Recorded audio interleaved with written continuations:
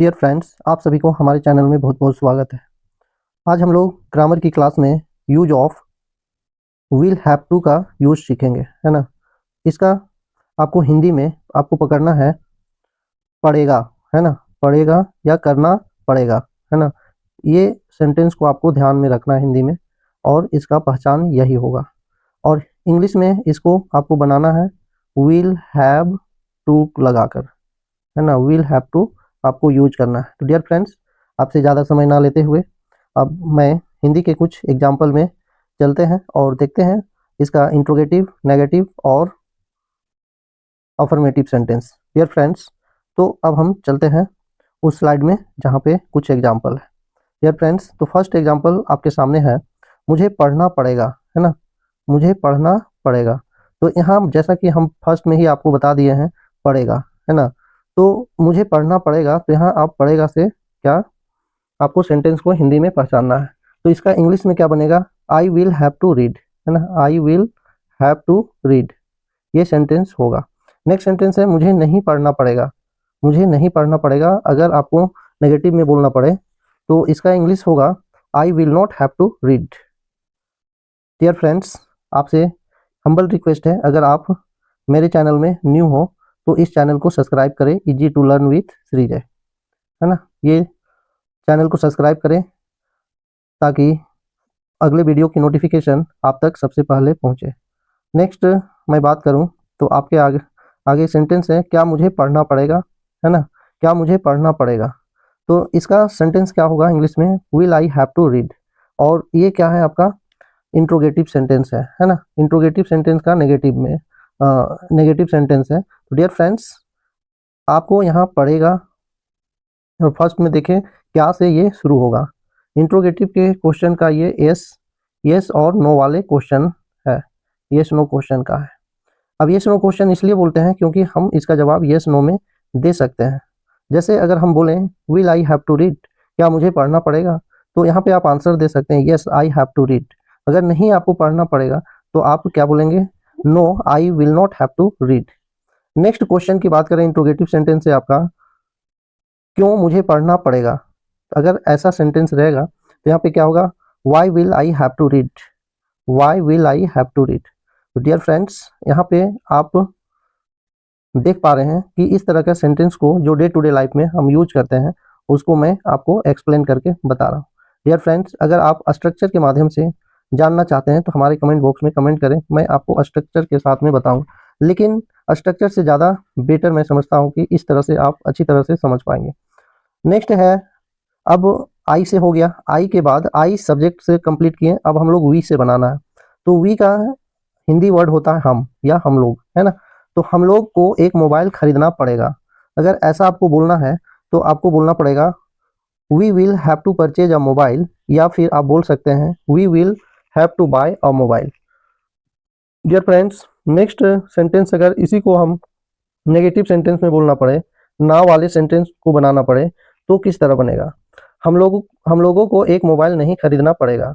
तो इसका इंग्लिश क्या होगा, we will not have to purchase a mobile, है ना। We will not have to purchase a mobile. Next है आपका, क्या हम लोगों को मोबाइल खरीदना पड़ेगा, तो वही आपका येस नो क्वेश्चन बनता है। तो जनरली आपको इस तीन तरह का सेंटेंस आपको सीखना है। फर्स्ट आपका पॉजिटिव, फिर नेगेटिव, फिर इंट्रोगेटिव। ये तीन सेंटेंस को आपको प्रैक्टिस करना है। तो नेक्स्ट है आपका, क्या हम लोगों को मोबाइल खरीदना पड़ेगा, तो इसका सेंटेंस होगा will we have to purchase a mobile. Next sentence की बात करें तो नेक्स्ट है आपके सामने अगर सेंटेंस हिंदी में है, हम लोगों को मोबाइल कब खरीदना पड़ेगा, इस तरह से मतलब यहाँ पे आपको डब्ल्यू एच क्वेश्चन का यूज करना है ना। डब्ल्यू एच क्वेश्चन, वेन का मतलब कब, है ना। अगर स्ट्रक्चर की बात करें तो इसका स्ट्रक्चर क्या होगा, वेन मतलब डब्ल्यू एच क्वेश्चन, है ना, प्लस एच भी helping verb, plus subject, plus subject के बाद आप लिखेंगे, यहाँ पे आप देख पा रहे हैं, ठीक ना। आप इसके बाद आप क्या लिखेंगे, वर्ब देंगे, है ना, मतलब मेन वर्ब देंगे, मेन वर्ब देंगे प्लस ओ देंगे, मतलब अदर वर्ड। तो डियर फ्रेंड्स, तो यहाँ पे सब्जेक्ट कौन हुआ, आपका सब्जेक्ट वी है ना। ये है आपका डब्ल्यू एच, विल आपका हेल्पिंग वर्ब है, हैव टू परचेज आपका मेन वर्ब हुआ और ए मोबाइल आपका अदर वर्ड हुआ। तो इस तरह का सेंटेंस बनेगा when will we have to purchase a mobile, हम लोगों को मोबाइल कब खरीदना पड़ेगा। नेक्स्ट सेंटेंस की बात करें तो वे लोग है ना, सॉरी यहाँ पे गलती हो गया है, यहाँ पे वे लोग है ना, वे लोग को यह काम करना पड़ेगा, वे लोग को यह काम करना पड़ेगा। अगर इस तरह का सेंटेंस आपको बोलना है तो यहाँ पे बनेगा they will have to do this work, है ना, they will have to do this work. अब दे का मतलब होता है वे लोग या वे सब, है ना, वे सब को यह काम करना पड़ेगा। यह काम का हुआ आपका दिस वर्क, और हैव टू डू का मतलब हुआ, विल हैव टू डू का मतलब हुआ करना पड़ेगा, और दे का मतलब हुआ वे लोग। तो डियर फ्रेंड्स, मैं यहाँ पे स्ट्रक्चर भी लिख दिया। अब ये उसके बाद आगे की सेंटेंस की बात करते हैं। तो है, अगर आपको हिंदी में इस तरह का सेंटेंस मिले, इसी का नेगेटिव बनाना पड़े, तो आपको कैसे बनाना। दे विल हेल्पिंग वर्ब के बाद, मतलब हेल्पिंग वर्ब के बाद आपको नोट लगाना है, तो ये नेगेटिव बन जाएगा। वे लोग को यह काम नहीं करना पड़ेगा, they will not have to do this work, है ना। तो विल के बाद आपको क्या बना देना है, क्या लगाना है, नोट। डियर फ्रेंड्स, अब आगे सेंटेंस की बात करते हैं, और आगे आपका है, आगे है क्या वे लोगों को यह काम करना पड़ेगा। अगर आपको इंट्रोगेटिव सेंटेंस का यस नो क्वेश्चन बनाना है क्या से, तो आपको इस तरह का सेंटेंस मिलेगा, है ना। फर्स्ट में आपको क्या करना है, हेल्पिंग वर्ब, ये जो क्या आया फर्स्ट में, इसका हम हेल्पिंग वर्ब को फर्स्ट में लिख देंगे, और उसका लास्ट में क्वेश्चन मार्क लगाएंगे, तो ये आपका इंट्रोगेटिव का यस नो क्वेश्चन बन जाएगा। विल तो इसका बनेगा will they have to do this work, है ना, क्या वे लोग को यह काम करना पड़ेगा। अब यहाँ पे यस नो, जैसा कि मैं फर्स्ट में ही बता चुका हूँ, यस से भी आंसर दे सकते हैं, नो से भी। नेक्स्ट है आपका, अगर आपको बोलना पड़े इस तरह का सेंटेंस, वे लोग को कब यह काम करना पड़ेगा, तो इसका इंग्लिश में आप इस तरह का, जैसा कि अभी just I have told to you structure of this sentence, okay. When will they have to do this work, वे लोग को या वे सब को कब यह काम करना पड़ेगा। अब नेक्स्ट, वे के बाद, वे लोग के बाद हम देखेंगे यू का मतलब होता है तुम या आप लोग या तुम लोग, है ना। तो नेक्स्ट है आपका you will have to do exercise, है ना। तो इसका मतलब हुआ तुम लोगों को एक्सरसाइज करना पड़ेगा, है ना, तुम लोगों को एक्सरसाइज करना पड़ेगा। नेक्स्ट नेक्स्ट एग्जांपल हम लिए हैं, तुम लोगों को एक्सरसाइज नहीं करना पड़ेगा। अगर इसी का ये सेंटेंस का मुझे नेगेटिव सेंटेंस बनाना पड़े, तो ये सेंटेंस बनेगा तुम लोगों को एक्सरसाइज नहीं करना पड़ेगा। तो इसका सेंटेंस इंग्लिश में होगा you will not have to exercise, you will not have to exercise, है ना। नेक्स्ट सेंटेंस है, अगर इसका आपको इंट्रोगेटिव सेंटेंस येस नो में जवाब वाले क्वेश्चन का लेना है, तो इस तरह का सेंटेंस बनेगा, क्या आप लोगों को एक्सरसाइज करना पड़ेगा। तो यहाँ पे बनेगा will you have to exercise, ठीक ना। तो यहाँ पे आप आंसर दे सकते हैं yes, yes I will have to exercise, हाँ मुझे एक्सरसाइज करना पड़ेगा। अगर नहीं में जवाब देना है तो no I will not have to exercise. तो इस तरह से आप इसका प्रैक्टिस कर सकते हो।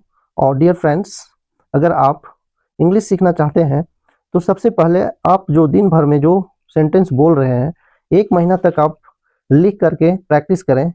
आपको मैं विश्वास दिलाता हूं कि आप बहुत सारे सेंटेंस को ईजिली बोलना शुरू करेंगे।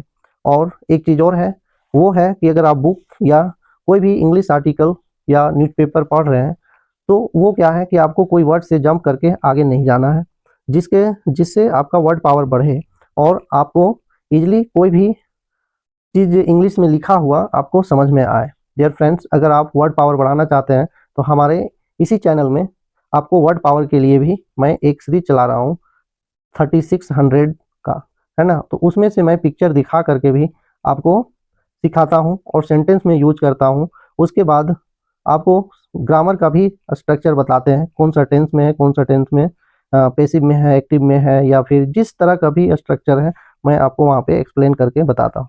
डियर फ्रेंड्स, अब आगे देखते हैं, अगर आपको इंट्रोगेटिव सेंटेंस बनाना पड़े इस सेंटेंस को, तो किस तरह बनाएंगे। इस तरह का सेंटेंस है इंट्रोगेटिव सेंटेंस, कब आप लोगों को एक्सरसाइज करना पड़ेगा।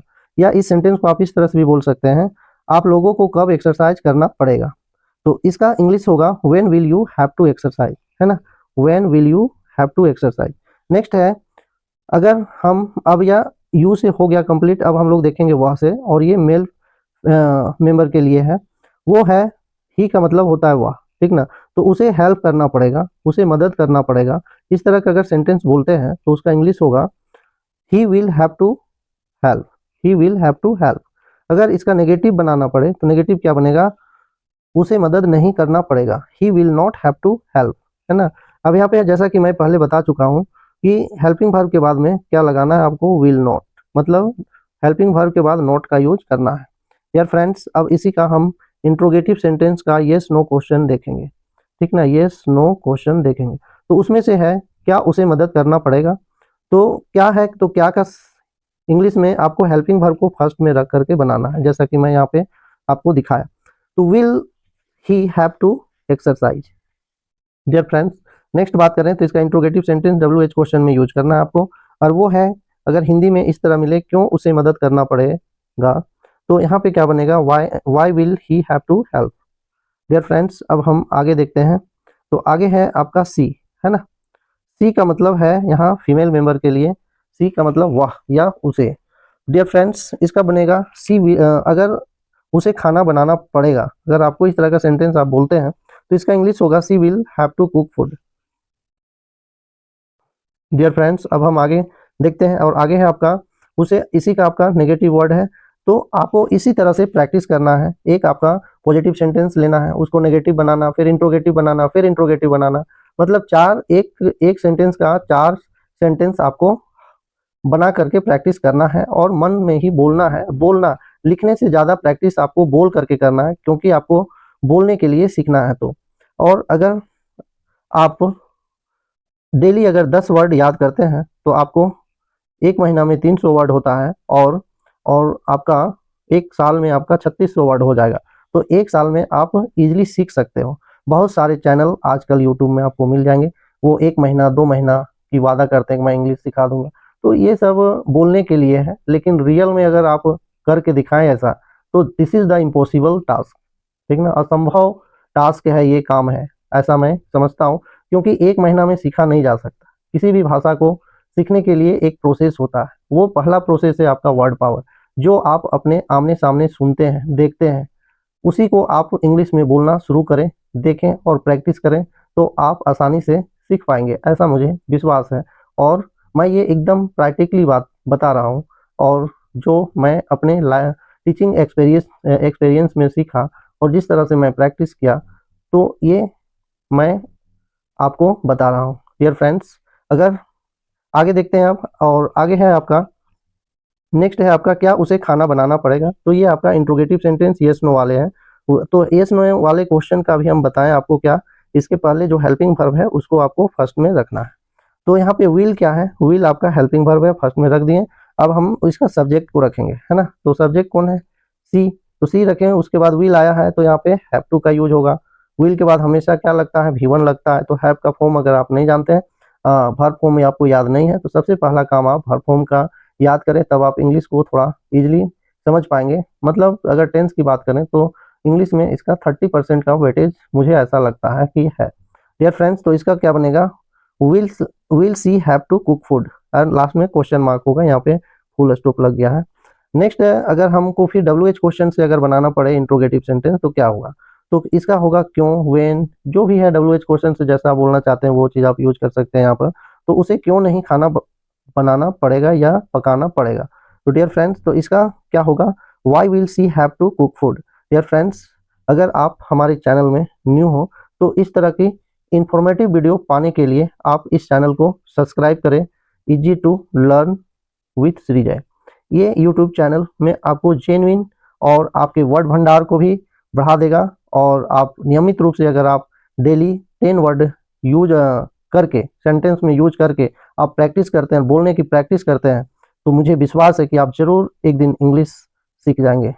अभी से मेरे साथ इस वीडियो को देखने के लिए, समझने के लिए और मेरे साथ जुड़े रहने के लिए बहुत बहुत आप लोगों का धन्यवाद। और नेक्स्ट वीडियो के लिए जरूर इस चैनल को सब्सक्राइब करें। Thank you for watching this video.